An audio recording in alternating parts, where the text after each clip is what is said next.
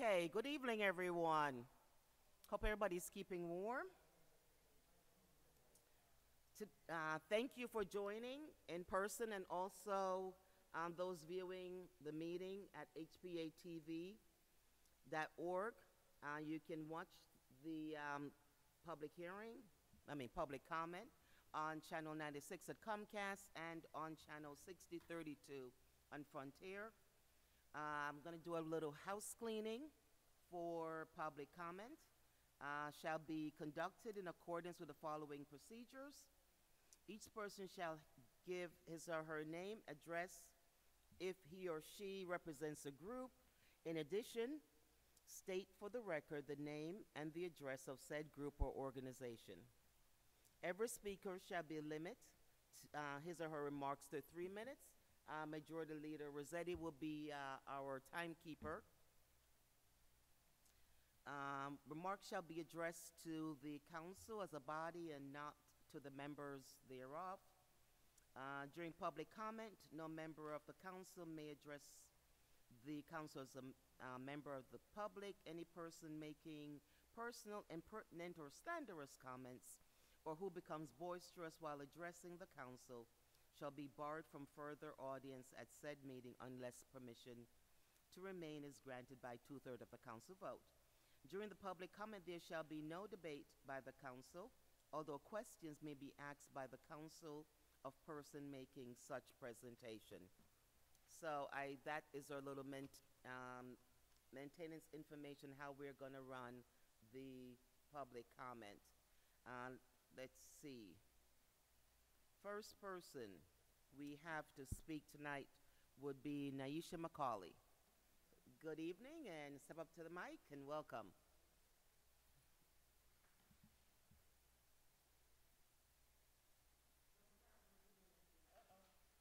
All right, we won't start yet. When you let us know when you're ready. All right, all right, go for it.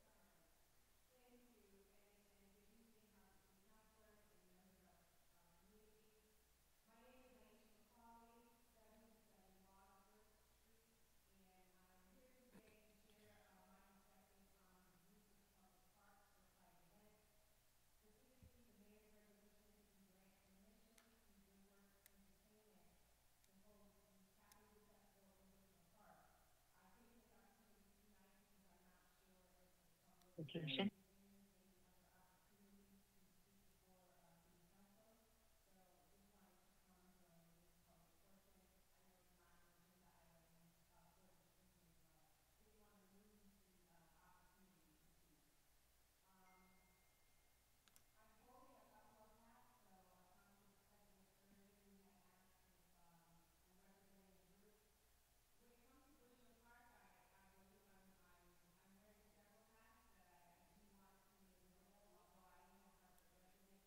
Miss McCauley, one quick second. Just got a text from someone that they're not hearing. Me or you Not or the all of council us? meeting. Oh, okay. Let me just double check to make sure they're hearing people watching. You paused my time, Counselor? Yeah, you can start over again. Let me just want to make sure everybody's hearing. They're hearing now? Okay, great. And okay, seems to be okay. I did want to, before I let you continue, no, I think I'll have you start over again. So we want to make sure everybody hears everything. Okay. I do want to introduce myself, and I'm Shirley Surgeon, the Council President. We have with us Majority Leader Marilyn Rossetti, and zooming in is Majority, let's see, I can't see. Assistant Majority Leader Clark, and we also Councilman Gale. That's it? Okay. All right. So I want to make sure everybody knows everybody is actually listening. Now you can begin again, please. Okay. Thank you. Again, Naisha McCauley, 77 Wadsworth Street. Here as a Hartford resident, speaking on behalf of the Mayor's resolution to grant Good Works Entertainment to hold the Capitol Group Festival in Bushnell Park. As I stated just a moment ago, taking this opportunity tonight, as I'm not aware of any other opportunities to speak before City Council on this particular resolution. I'm here because I believe it is essential to approach this topic with a commitment to community access and also an appreciation for good public policy. And so the hats that I was referring to wearing, in addition to being a Hartford resident, and Bushnell Park is actually my proximity to my house, so I consider it my park. I also am the chair of the Parks and Recreation Advisory Commission, but in full transparency, I'm also the interim conservancy manager, Bushnell Park Conservancy. So the park is holding a deep place in my heart for all of the above reasons. We all know how public parks are invaluable resources that offer space, recreational opportunities, and environmental benefits to everyone in our community. They are places where people together enjoy nature, build connections, which is why it's critical that access remains a primary focus in any decision regarding park use. Parks should be places that serve all people equally, regardless of background or ability to pay. At the same time, I do recognize that private events can play an important role in enhancing and preserving these spaces. From weddings to concerts, festivals, and other private gatherings generate revenue that can be reinvested back into the parks themselves, helping fund improvements, maintenance, new amenities that benefit the entire community. When we manage thoughtfully these events, they can serve as a valuable source of funding for parks, particularly during times when public resources are limited. With that being said, we must strike a balance. Overuse of public parks for private events can lead to wear and tear, disrupt regular access, and even compromise a natural environment we all cherish. To this end, I do have some considerations as you are discussing how to create good public policy as this resolution is put before you. What is really the position on privatizing public assets? Something to consider because it doesn't end here. We cannot create public policy that is arbitrary or ad hoc. While this Good Works Festival is one resolution before you, it creates a symbolic message to the rest of the city how you go forward. Are we normalizing public spaces for private events? And I can tell you from experience, right after the Capitol Groove Festival, Bushnell Park Conservancy was approached by another event organizer wanting to do a similar event. They were inspired by the tent and wanted to erect one of their own. And so I just ask that you consider what is our intention for our parks as you create this policy. Also, thinking about the event frequency and the size of our events. Thinking about, although Good Works is a 2-day festival, it actually, in reality, is a 2-week event. It takes 1 week to erect everything in the park, which limits public access and use of the park.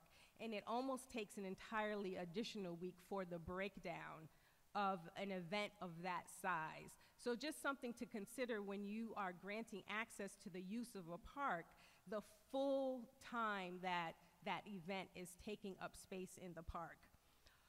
Another consideration, and I'm just making note of this when you're thinking about crafting good public policy, as a private event, if the city needed to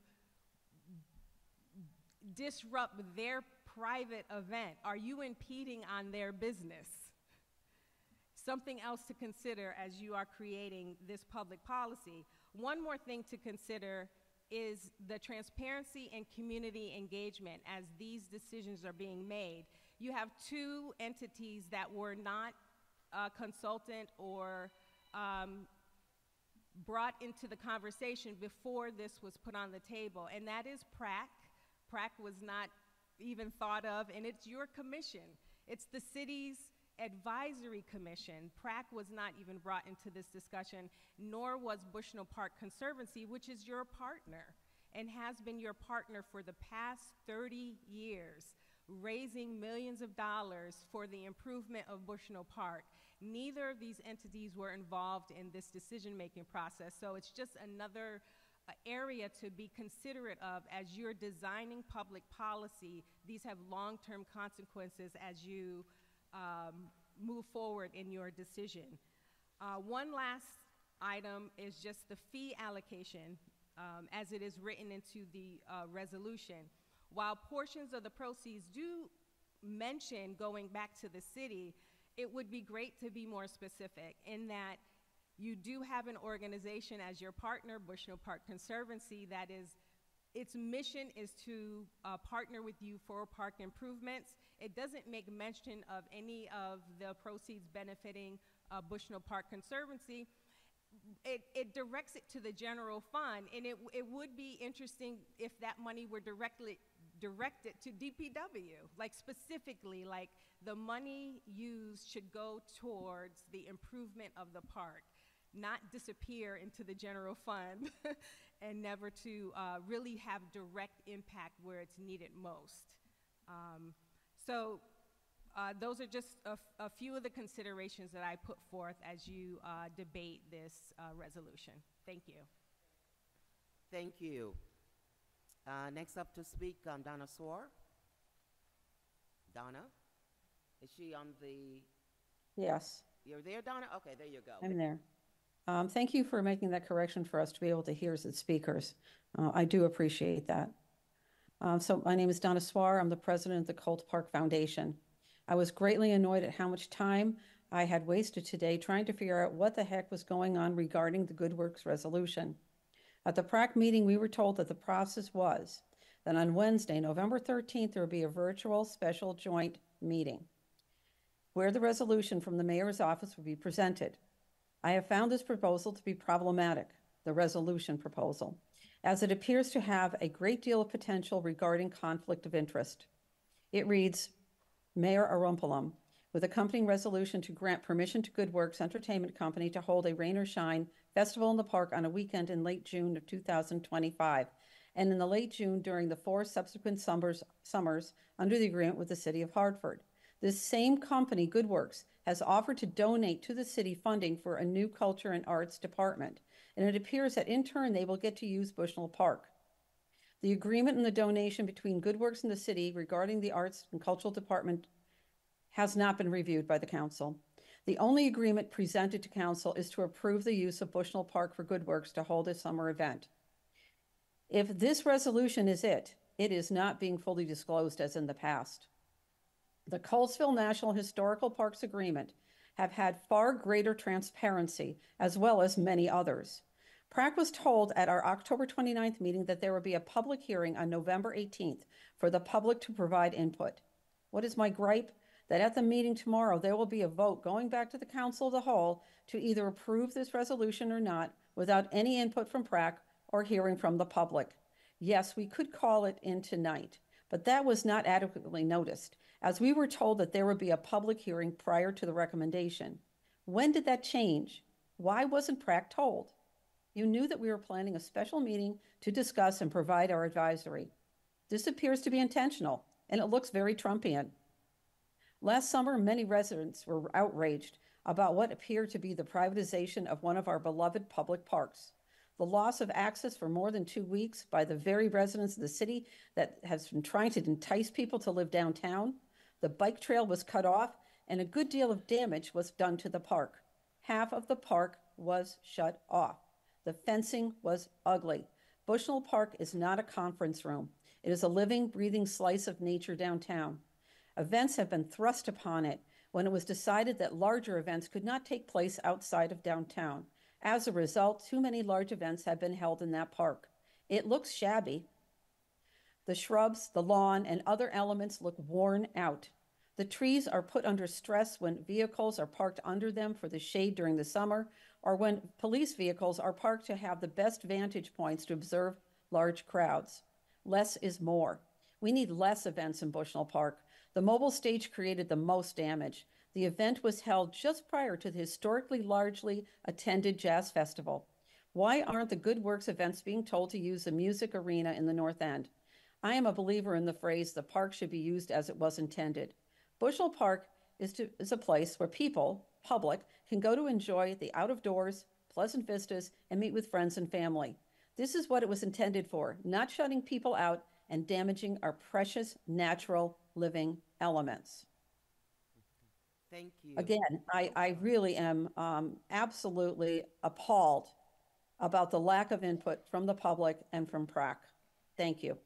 Thank you, Donna. Next up to speak, Leslie Hammond.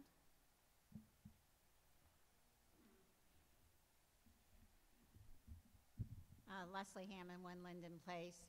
Thank you, Council, for showing up. I really cannot say anything more than what Naisha and Donna have said. I concur totally, and I was thinking about the hours I know Donna and Naisha have spent on PRAC and with the park volunteer hours. And I'm just shocked that the mayor would disrespect them in such a way. So I really hope you pay attention to what they're saying. I do hope, too, you pay attention to who Good Works is. You know, they've asked CRDA for $50,000 because, I don't know, they just need a little help. I went to a concert there. It was 1/3 full. It was a great concert.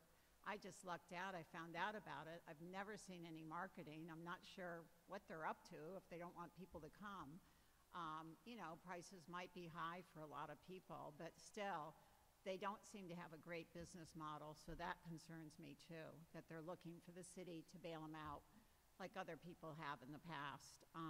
And also, I can't help but think about our parades and how we always feel like somebody gets favored and there's no system. I thought we'd already talked about this, the importance of systems, so everybody's very clear on how things work. So I hope you pay attention to that. And of course, just with the election, my heart goes out to a lot of people in this city who might be in fear, and I hope we have some discussion or public discussion about, you know, some of the policies and how they might impact us, whether it's undocumented immigrants or perhaps insurance. And some of it, of course, we're projecting what might happen, but I think most of us paying attention know some of these things could be a reality. And just really pay attention to your residents. There's a lot of fear out there, and they're not going to spend time coming to public comment to speak about things like this. They're probably holed up spending time with people that they love, that accept them for who they are. Lastly, on a good note, I have been really impressed with the design for Batterson Park. You know, I've been here for years talking about it. You know, I'm still really upset that it's not supposedly swimmable, but you can fish there. That really confuses me, but I'd like to know more about the water quality. But the design is the best I've heard. For a while, we were doing pillars, and it looked like, you know, some big, you know, I don't know what they were thinking, but this person, Paul Drummy, and his team, you know, are trying to make it in sync with the acres that it's in, and keep it in sync with that and not have it stand out as something different than, you know, Mother Earth, that it's the 200 acres. So I wanted to end on something positive, so thank you for your service. Thank you so very much for letting us know your thoughts. Next up to speak, Angela Harris. Angela?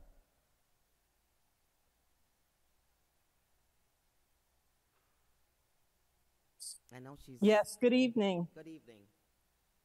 I just wanted to, through you, Madam Chair, raise my voice on tonight's public comment to address 3 issues: the CPRB, the Civilian Police Review Board, the Police Accountability Review Board, and the ongoing search for a police chief.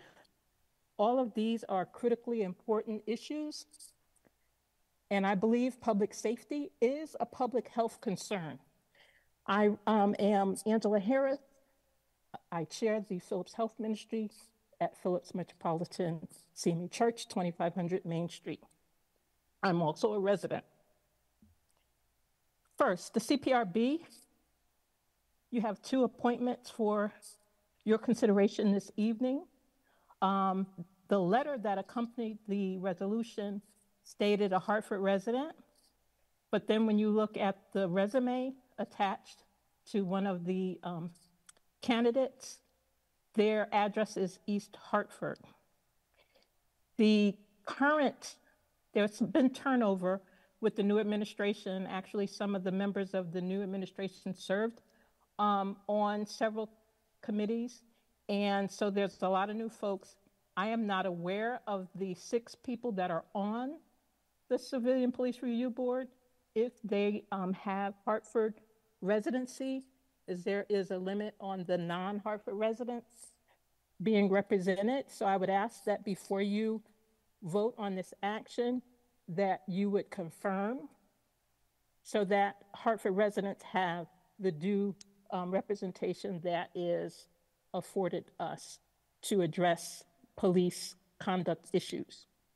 Second, the Police Accountability Review Board has laid dormant for far too long. They have not met, and I'm surprised to see candidates for the CPRB and nothing for the Police Accountability Review Board.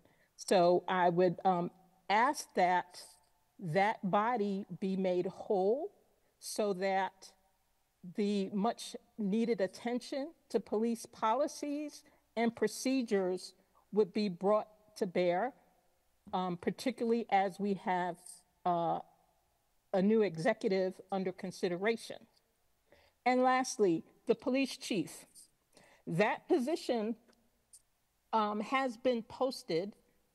There was a lot of wrangling around the termination of a viable candidate for police chief, and the Internal Affairs Department has been weaponized over years. And I would ask this body and the mayor to make the rest of this search transparent, because with the closing of the posting, the public posting, the community doesn't know what are the next steps and when the community might be able to weigh in during this process. Lastly, I would like to call your attention for the need to review disciplinary conduct and procedures for the police department. It's highly irregular. The things that have been happening recently, and we really need to, and actually over the course of some years, and if the police department can't police themselves, which it appears they cannot, it is of the utmost importance that you all as legislators and leaders in this city take the necessary action so that trust can be restored to our police department. I yield the floor. Thank you. Thank you. Next up to speak would be Evelise Correa. I think she's on the screen. There you go. Good evening. Present. Good evening. Thank you for allowing me to speak today. First, I'd like to address public access at parks. I am completely against private events being held at public parks and restricting access to the public. The city pays millions for Duncan Park. We paid for Dillon Stadium, and we have the Xfinity Theater as well for rent.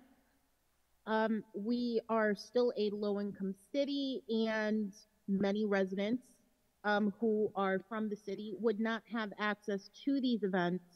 And during the last private event at Bushnell Park, despite the damage, several artists also made disparaging remarks about the city. So, you know, residents couldn't access the certain parts of Bushnell Park, and then they were called a city full of crackheads.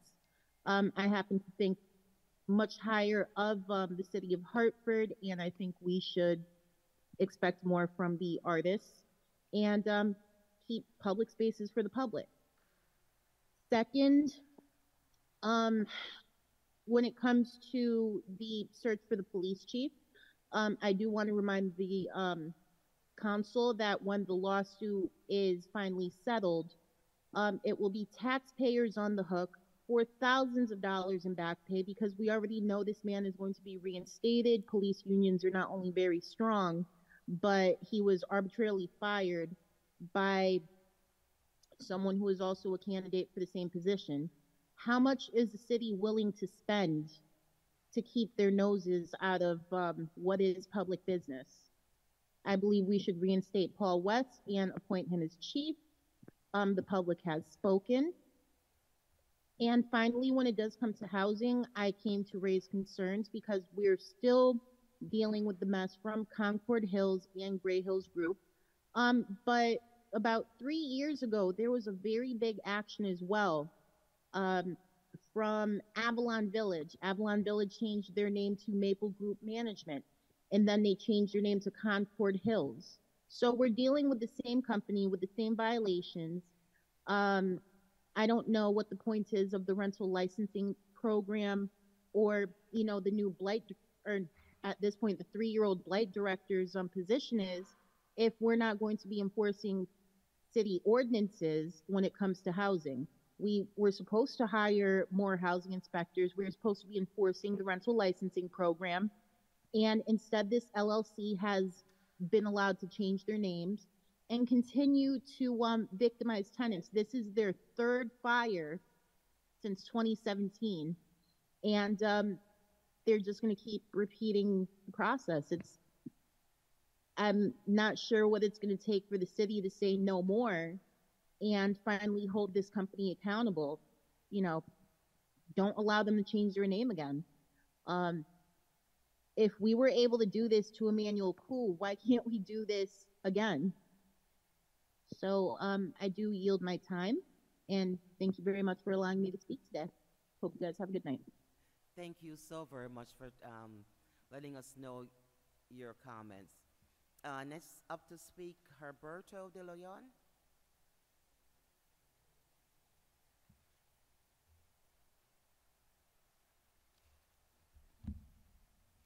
Good evening. I'm not too much of a speaker. The first time I speak in a place like Oh, this. don't be nervous. My name is Heriberto de Leon. I live in 141 Betty Knox in Hartford, Connecticut.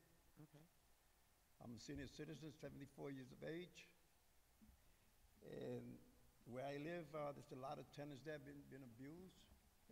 Everything is a cost. It's like me, when I go to a store and buy something, I see prices. It's hard. I'm struggling. I lost my pair of keys about 2 months ago, and they're charging me $185 for keys, for 2 keys, the beeper and the key. And everything is about money in this place. A lot of tenants don't speak because they're afraid they get thrown out of the housing and stuff. I had a meeting with the one in charge of housing, and I told her all the complaints that we had. They're taking care of it. It's about 40 different things that need to be done. And they're doing it, but what's missing that we don't have security at night. They're only in the daytime. There's junkies, they go in through the back doors. Not junkies, addicts. They go through the back doors, they sleep in the hallways, and they be knocking on people's apartments. It's a headache, and people are scared. And a lot of people moving out, and 1 year, closely, if you check, and I would like somebody to make an investigation. How many people move out there a year? I say about 40 every year, because of the rules and regulations. Like I got a dog, I pay $100. If I got a fish, I got to pay another $100. If I got a bird, it's another $100. I understand we get that money back, but I live in a fixed income, and it's hard for me to get through. I ain't got no family here, just my niece. I believe you know her, Tia Montanez. She's my niece. She's the only one I go by, and they help me out a lot. And there's a lot of residents like me that doesn't speak English, and they can't fend for themselves because they're afraid. And to see one of the managers in the office, we got to make an appointment. This was good. 3 years ago, it was good because we had a manager that helps people out and stuff like that, and everything was going smoothly to a new manager come in, And I talked to one of the one in charge of housing. I told her, nobody wants that lady here. Nobody wants her. He said, why? You got to be specific. I told her, if 10 dogs don't want her and 200 dogs say she want her out, I'm telling her they don't want her here.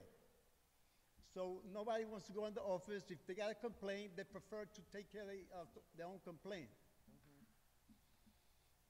And she got to be removed or she got to be changed. Because in housing, there are all kinds of things that have rules and regulations, the administration, they don't know how to administrate. I've been living in housing for 18 years, and I know everything that's going on there. Everything is going on. Everything is about money. They say they ain't got no money. If they ain't got no money, close the place down and put us in another place. Make it easier. You know, it took me 6 or 7 months to try to find out what. I went to the mayor, see if I could get an appointment with him. Nobody never got back to me. I went to a lot of powerful people. They never got back to me. So that's the reason why I'm here today, to explain to you that something has to be done. I need somebody to be in charge of something and find out what's going on in housing. You know, because it's not right to abuse the people in housing. Okay. What was your address, Mr. De Leon? Betty Knox. Betty You know, Knox. everybody pretends they don't know Betty Knox. If you go to New York and you tell them where you live, you say Betty Knox, they're going to say, you know what they're going to say? I will move in that place. That's hell. Yeah, okay. Yeah, that's on Sisson, right? Okay. Yeah. All right. And I appreciate it for hearing me. And please, I need somebody, you know, All right. to help me out with this. Okay. One of our staff members will get your contact, and we'll contact you, okay? Yes, because All I right. think I could be all day talking about the place. I got people. I got a lot of friends that live in Okay. the building. Okay. I got 200 petitions, Okay. and I just need somebody, you know, to All right. help me out. All right. Thank you, Because Mr. De Leon. It's gotta Oh, end. This has gotta. Okay. This has gotta stop. Gotcha. It's gotta stop. Okay. Thank you very much. Sure. Thank you for letting us know your concerns. And one of the staff person will get your contact information, Yes. okay? All right. Thank you, Mr. De Leon. Okay.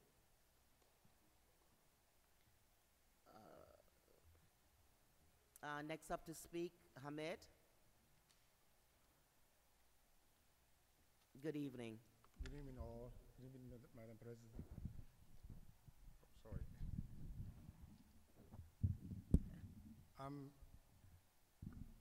The last time I came here was about a month and a half ago, if I'm not making a mistake. I spoke about it, the city creating poverty.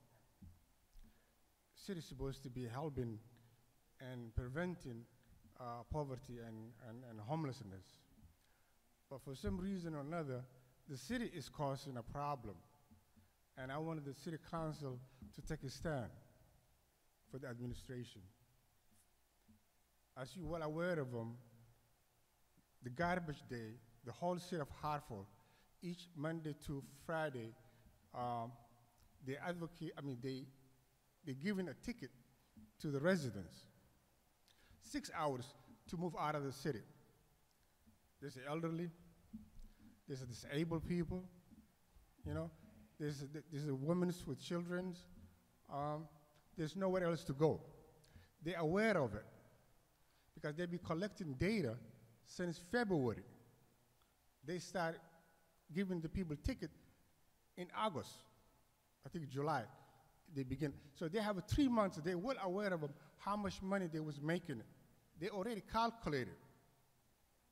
I come to you guys and I spoke about it.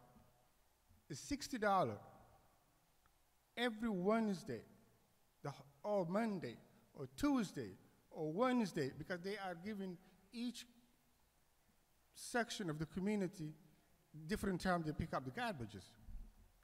But they don't have a solution where the people to park. So that way, if they have a solution, I won't be here. I won't be talking to you. but it create a poverty. When the mother been given a ticket, 4 tickets, 5 tickets, she didn't have the money. They towed the car. Now you have to pay a towing car. Now you have been storage fee, plus you have to pay the ticket. The police will give it to you because the police will come will tow it, your car. It causes the people to lose their jobs. If you don't have your car, how are you going to get to work? You know, if you don't have a job, how are you going to pay your rent? So it's creating homelessness. They're saying that the person that makes the decision is not the mayor, it's not the city council, it's the garbage person, the department who's in charge, Department of the Work. He never come to the community and discuss about it. He never come to the city council and spoke about it. So what I'm asking you is, they don't have a solution. I spoke to the mayor. He said, we didn't have a solution. I said, stop it. The solution is to stop it. You want advice? I give you the advice. For the last 40 years, I believe in Hartford, it was alternator for the road, for the garbage. Monday to Friday, you know, it was on one side. I mean, Monday to Tuesday, you know, Wednesday one side, Thursday, Friday, Saturday, it used to be other side. And then we never had a problem. But now it's creating poverty. Now it's causing more harm than ever for the city. And cities should not create a poverty. All of you was elected to protect the citizen.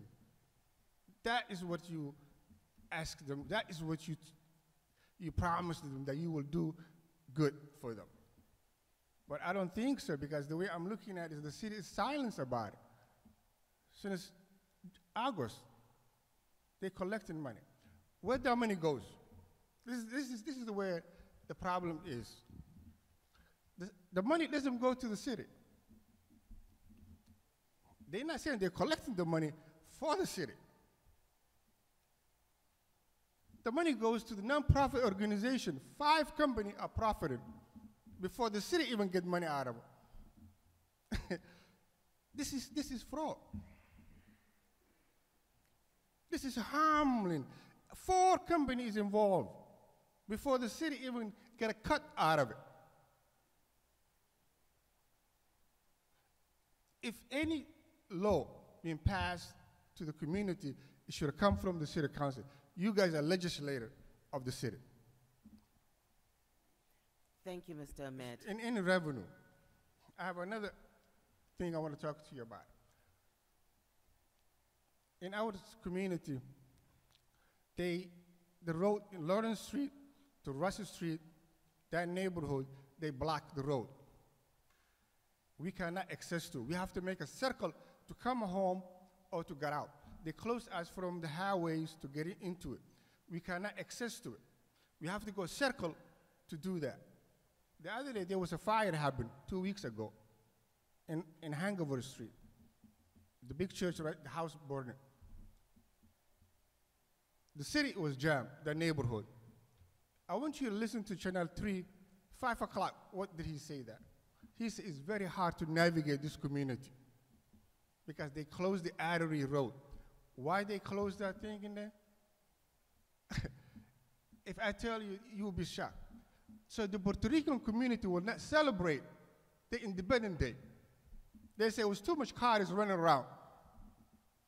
Because they used to send police over there to direct them, say, hey, don't come here. That's where the community celebrate. That's where they come around with their little driving in there.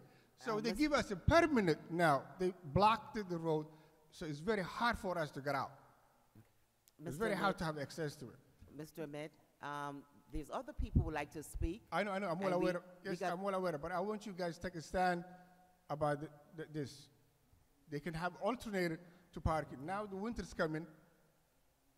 Okay. We heard you have spoken to us before on this issue regarding the parking for the cleaning of the streets. So, and we have been in touch with you. Yes. All right? Yes, I acknowledge that. I say to you, thank you. That's what I say to you. Right. The beginning, thank you. Correct. But the way I'm looking at it, okay, go ahead. So, you know, there's other people who need to speak. So can after the, before the next council meeting, I'll come and speak with you, okay? Thank you, ma'am. All righty. Thank you. Also, that's another thing. The other night they were shooting. I've been advocating for this for the city. When I talked to your, I think 2 days later, there was a shooting, and one of our two cars was one of those cars was hit. Only two cars in that street, my car and my wife's car. That just to inform you that I know what I'm saying.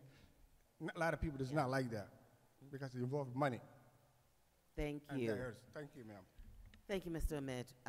Next person to speak is Lisa Karim. Lisa? Yes, I am here. Can everybody hear me? Yes, we can, ma'am. Awesome. Thank you so much. My name is Lisa Karam, and I am here speaking tonight on behalf of the Bushnell Park Conservancy regarding the mayor's resolution to enter a 5-year agreement for hosting large annual concerts in Bushnell Park. So if you're not familiar with the Bushnell Park Foundation, Conservancy, I apologize. I have been part of this organization for many years, serving as president for 6, and I am returning to the president role again. We were established in 1981 to remediate Bushnell Park. Our mission is to work in collaboration with the city of Hartford. We are dedicated to the protection, preservation, and enhancement of Bushnell Park. We do support and encourage programming of all ages. Over the years, well, in recent years, we have raised and contributed, our contributions to Bushnell Park total $6.5 million. They have included erecting the stage, 2 playgrounds, statue restoration, tree planting, etc., etc. We also manage the carousel, the arch, the public use of the arch, and we manage the pump house. We are in the park every day. We are the front line to the park, to the public, and we do receive a lot of comments from the public. We also have not employed, but we've had many, many volunteer groups who have dedicated so far 344 hours to the city of Hartford to keep Bushnell Park clean and beautiful and weeded. Following the event in June, we did see an enormous amount of damage to the west lawn. And it wasn't necessarily because of the rain, and it wasn't necessarily because of the 2-day event in itself. It was really because of 2 weeks of the turf being covered and the complications to the soil that incurred. And we have pictures, and we can certainly share that if anyone hasn't seen it. The reason I'm speaking tonight is to raise the broader issue about the best use of Bushnell Park, and indeed all parkland that is public land for for-profit events.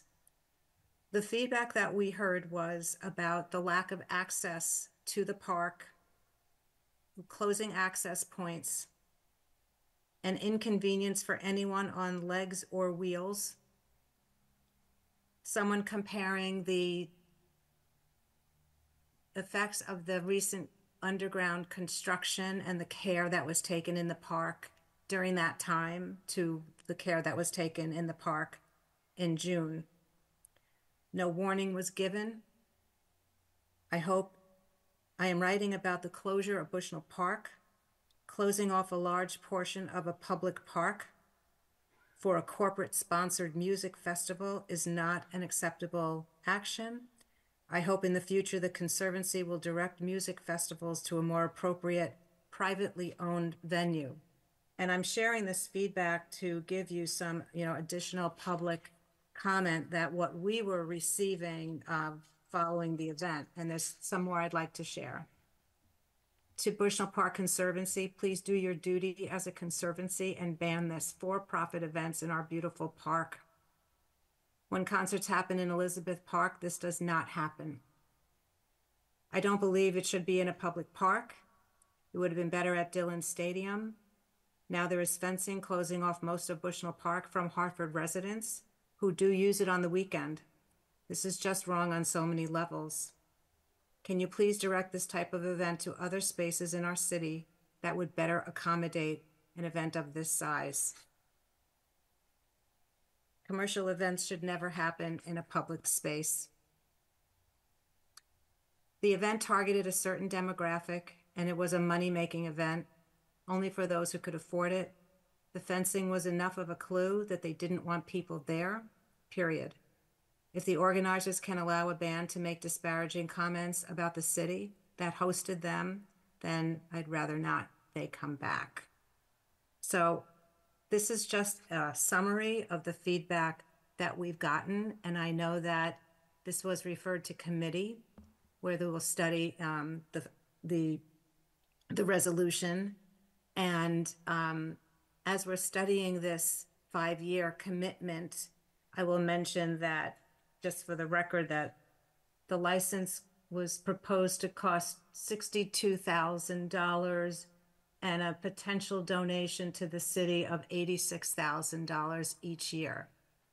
In full disclosure, Bushnell Park Foundation entered an agreement probably a year ago to benefit from the ticket sales, and we were benefiting from a portion of ticket sales, and we finally did receive that today. But we were not able to accept that because the money had not been forthcoming. We do have it in hand now. So the discussion for the committee, which we will be attending, and I do have a board member with me or two, I don't know who's in the room, we would like them to take this into consideration, the broader use of Bushnell Park, and whether or not an event of this size and some of the damage that we saw will enter a cycle of event, damage, garbage, expensive event, fencing off, remediating, going back the second year.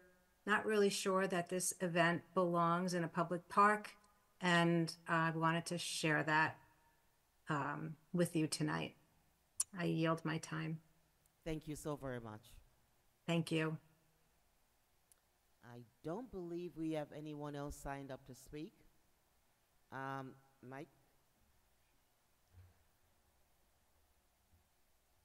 And this is special, Mike, just because you're so special. Thank you very much. I'm sorry I couldn't sign up. I was busy marrying someone. What a wonderful ceremony. Anyhow, I'd like to speak in favor of item 5.2, the land bank.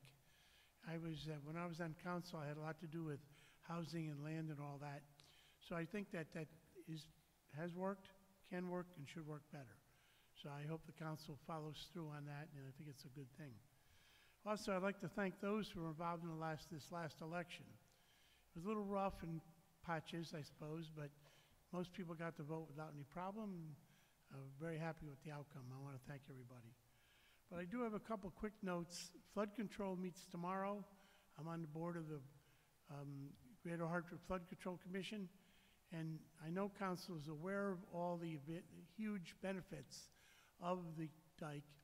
But as you might know, it's 83 years Hartford's been protected.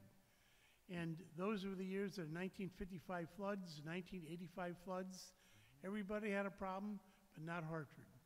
But it does need a lot of work, and I'm sure that the Flood Control Commission through Public Works be coming to you year after year. You know, it's been so long with some of that equipment, they have to go out and cast pieces. They're no longer for sale. So if something needs to be fixed in one of the pump houses, they have to take it from another inactive pump house, make it in a cast, maybe 3D printing, and bingo. So it's quite an operation.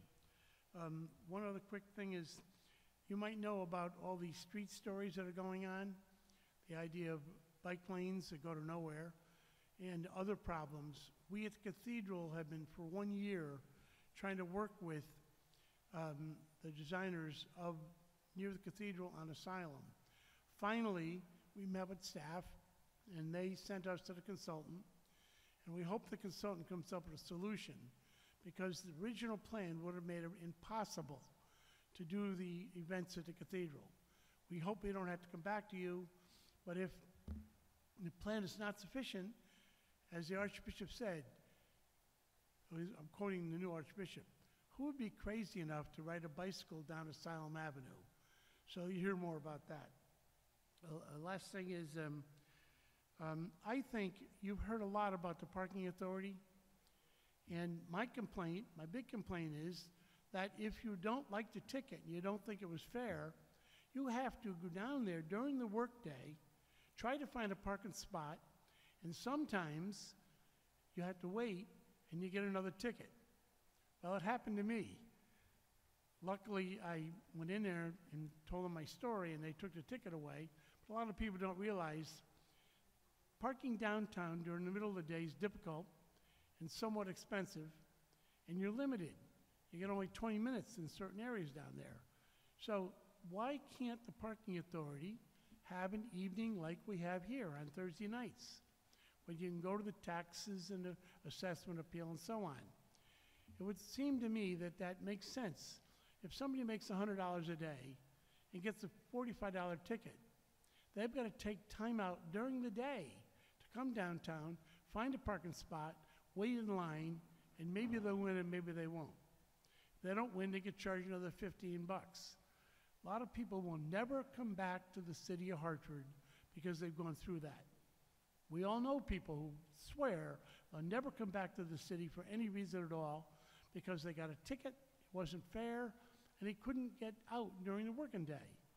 So I think the council at some point should have a public hearing and let all the people complain, like the gentleman here, about the policies, quite frankly, many of them right from the city council from years back, and discuss the whole thing and let the public give their 2 cents on how we might do a little better job with parking in the city. So anyway, that's my 2 cents, and I'm very happy to meet you all tonight, and I'll be working with you in the next year. Thank you. And again, thanks, Mike, and congratulations. Seeing and hearing that we have no additional speaker, I am going to call this public comment to close. Stay with us. We will be back in about, 20 minutes? 5. Okay, we'll be back in 5 minutes for our regular scheduled council meeting.